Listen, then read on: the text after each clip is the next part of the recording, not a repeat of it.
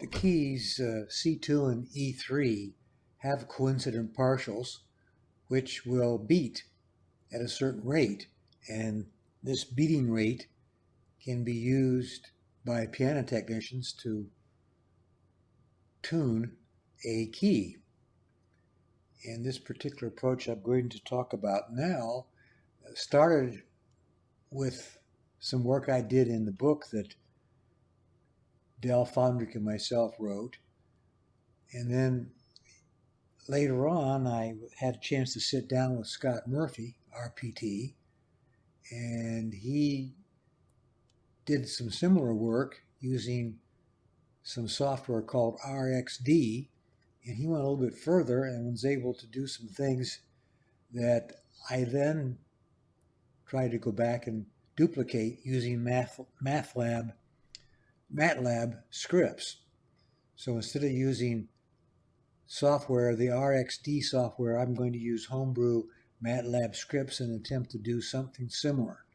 So we're going to look at C2, E3, and we'll start out with the spectra of those three combinations. I'll look at C2 by itself, E3 by itself, and then when they're struck together.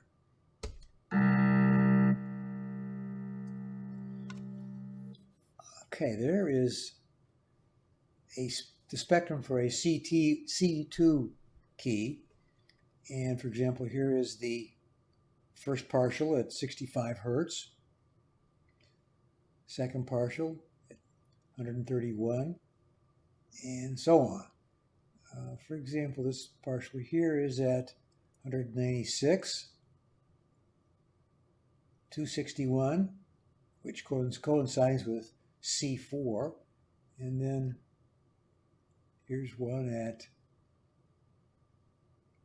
326, which will be right in the neighborhood of the second partial of E3, as we shall now see.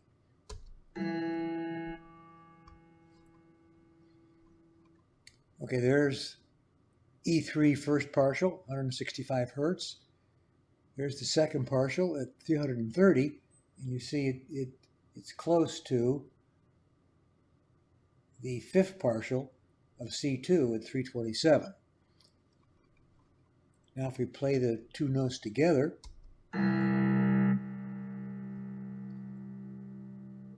here's the first partial of C2, second partial, third, fourth, fifth. Here's the first partial of E3, and the second partial of E3 basically coincides with the fifth partial of C2. And here's a closer look. For example, this strong peak is the second partial of E3, this guy here, and then this smaller peak is the fifth partial of C2, is this fellow right here. Okay, so now we'll take a look at how the spectrum changes with time using the spectrogram. And here is the spectrogram of the double strike, or the two-key strike. And for example, you can see several of the partials. Here is C2, first partial, second partial of C2, third partial of C2, fourth, and the fifth.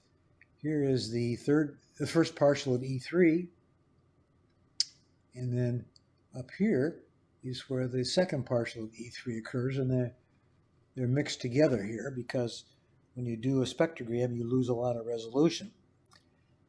But you can see how these components die away, and the major thing to notice here is how this one decays in a ripply nature. So there is an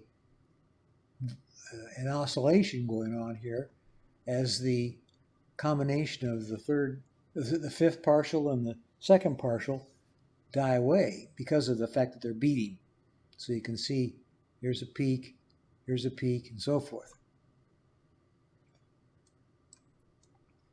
So using the spectrogram, you can see how there is some beating going on when you play those together. When I played it before, the sound, it was kind of hard to hear, but you can see it using the spectrogram.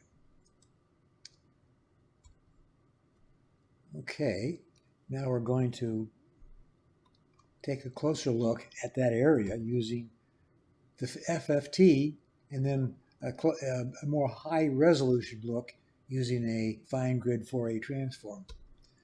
Okay, here's a look at that area right around where the two partials coincide. It's a spread of, looks like, 8 degrees? Yeah. And so here's the second partial of E3, and then here's the fifth partial of C2. If I redo this using a high resolution Fourier transform, I can get a much nicer looking graph. So we got 330, 327. So there's about a difference of 3 hertz. So we would expect there to be a beating of 3 hertz. This high resolution spectrum here does not come from the fast Fourier transform, and as a result, it's a much slower computation. Okay, now we're going to use a bandpass filter to remove everything but the power in that area of the coincident partials. So when I do that, I'm going to be looking right in here where the dotted red lines are. So I'm just going to capture this part of the spectrum, which is right down here. And then I'm going to transform that back into the time domain. Now here's the original spectrogram that I showed you before. Here you see the area where there's coincidence. You see the ripple because of the beating. Here's what's left after the bandpass filter.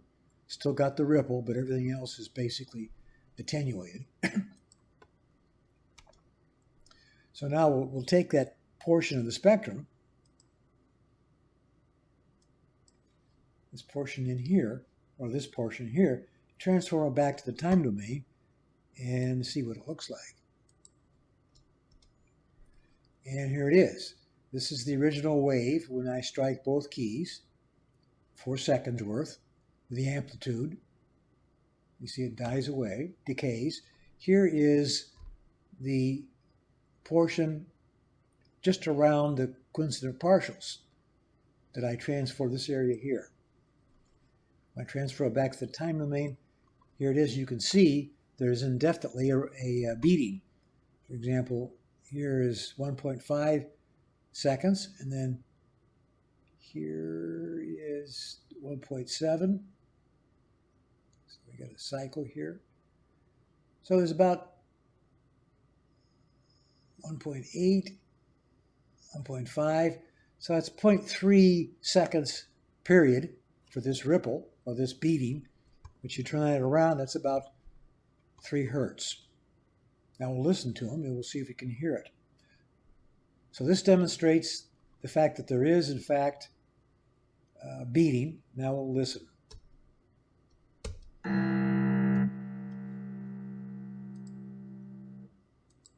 Okay, that first sound was this wave, and now we'll listen to this wave.